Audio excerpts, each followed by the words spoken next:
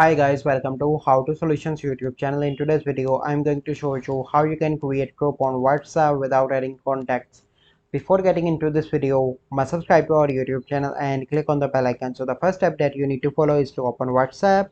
As you open WhatsApp, so then you need to click on three dots in the top right and click on new group.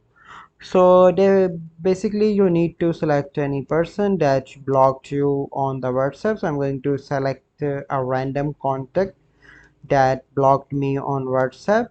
For an example, we select this person and click on next, and then we need to name our group. So I'm going to name with our channel name, How to Solutions.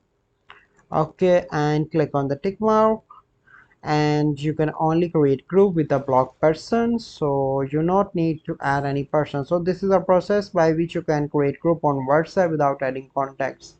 I hope you find this video helpful. If you find this video helpful, must like this video, subscribe to our YouTube channel for future videos. We'll see you in the next video. Thank you, have a good day.